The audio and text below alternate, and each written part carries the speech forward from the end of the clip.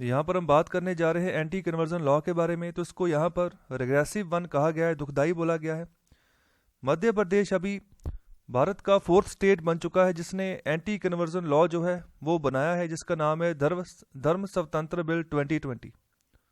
तो अभी के लिए इनकी जो स्टेट कैबिनेट है, शनिवार को स्टेट कैबिनेट ने इस बिल को पास कर दिया, हरी झंडी दे दी है। तो अभी और भी जो स्टेट हैं जहां पर इसी तरह के बिल की जो डिमांड उठ रही है कि ऐसा बिल वहां पर भी बनाया जाए, तो बात कर रहे हैं उत्तर प्रदेश की। तो यहाँ पर फिलहाल एक तरह का ऑर्डिनेंस पास किया गया 27 नवंबर 2020 को, जिसका नाम है prohibition of unlawful conversion of religion ordinance 2020। तो इसी को अभी एक बिल और एक्ट बनाने की बात कही जा रही है यूपी में भी।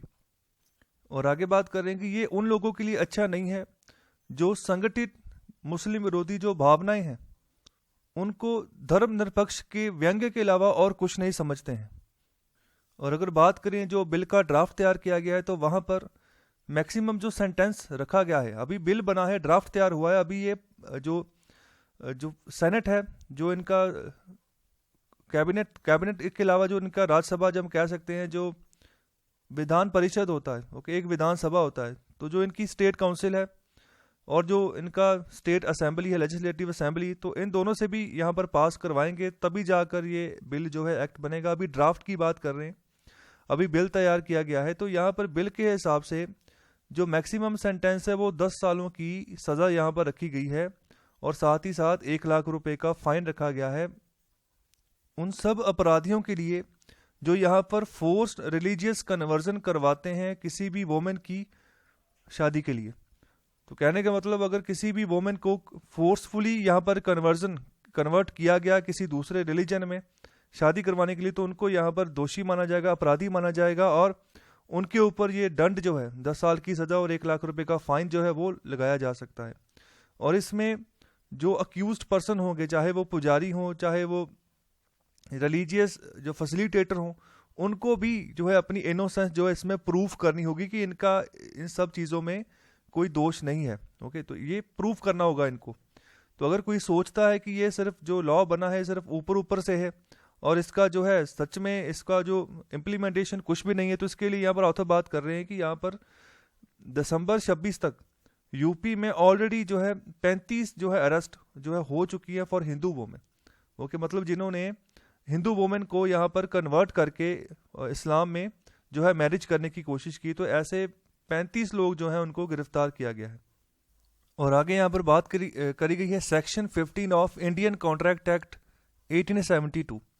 तो इनके हिसाब से ज़बरदस्ती क्या होती है इसको डिफाइन किया गया है। तो इसका कहने का मतलब है कि अगर किसी भी इंसान को किसी एक्ट करने के लिए, कमिट करने के लिए, चाहे कोई भी काम हो, कोई भी पर्सन हो, तो उसको थ्रेटन किया जाए, धमकाया जाए कि आपने जो है इसी काम को करना है। ओके, जो एग्रीमेंट आप करना चाह रहे हो लेकिन ज़बरदस्ती करवा रहे हो, कहने का मतलब धमकी दे के करवा रहे हो, तो उसको यहाँ पर जो है ज़बरदस्ती माना जाएगा।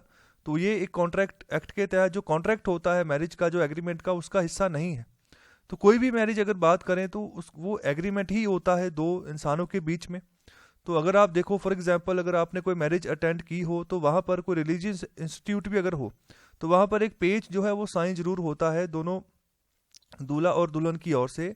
तो वो एक तरह का मैरिज एग्रीमेंट होता है। इसके बाद में उसी पेपर को आप जब कोर्ट में लेकर जाते हो तो वहाँ पर मैरिज सर्टिफिकेट भी बनता है। तो वो भी एक तरह का एग्रीमेंट है जिसका एक सर्टिफिकेट आपको इशू होता है। तो ये एग्रीमेंट होता है, इसके अलावा और कुछ नहीं है। तो यहाँ पर जो एक्सिस्टिंग लॉ है तो वो काफ़ी है। जो यहाँ पर इंडियन कॉन्ट्रैक्ट एक्ट है 1872 का, कि अगर हम फोर्स्ड मैरिज के खिलाफ अगर हम लड़ाई लड़ना चाहते हैं, चाहे वो इंटरफेथ है चाहे वो इंट्राफेथ मैरिज है, तो इस हिसाब से अगर ये एक्ट है तो फिर कन्वर्जन तो कभी पिक्चर में आ ही नहीं सकती। ओके, लेकिन जो कॉन्ट्रैक्ट मैरिजेस हैं वो हो रही हैं। ओके, कॉन्ट्रैक्ट मैरिजेस ये सभी कॉन्ट्रैक्ट मैरिजेस ही हैं। तो यहाँ पर ये तो सारा सिनेरियो एक है, एक और कि हमारे पास एक इंडियन कॉन्ट्रैक्ट एक्ट 1872 है, लेकिन इसके बावजूद भी जो इसका बेसिक प्रिंसिपल है इस लॉ का, वो यहाँ पर सही तरह से बैलेंस वे में नहीं चल रहा उत्तर प्रदेश और एमपी में, मध्य प्रदेश में।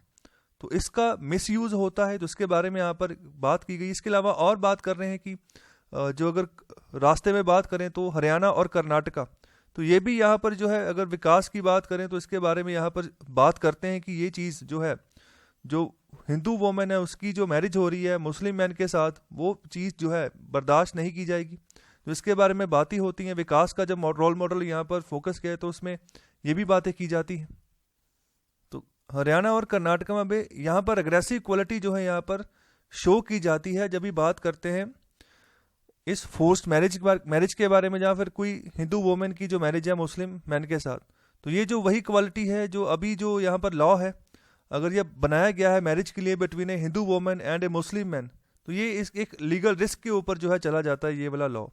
तो ये हमें जो है जो कूड़ेदान है हमारे जो हिस्ट्री के और जो कट्टरपंथी है उससे यहाँ पर बाहर निकालना होगा इन सब चीज़ों को, उसकी ज़रूरत है अगर आने वाले समय में तरक्की करनी है। तो यहाँ पर जो लॉ है ये बेसिकली लॉ है फोर्सफुली, अगर फोर्सफुली अगर कोई काम हो रहा है उसके लिए। ओके, तो यहाँ पर कई बार ये क्वेश्चन उठ जाता है कि फोर्सफुली हो चाहे ना हो, ओके, तब भी जो है यहाँ पर अगर कन्वर्जन हो गया तो उसके ऊपर यहाँ पर क्वेश्चन उठाया जाता है। खास तौर पे जो उत्तर प्रदेश वाला एरिया है और मध्य प्रदेश वाला एरिया है, तो उनकी यहाँ पर उस हिसाब से पॉलिटिक्स होती है। तो आपने अभी देखा यूपी में भी अभी 35 अरेस्ट हुए हैं, अभी सिर्फ वो ऑर्डिनेंस बना है।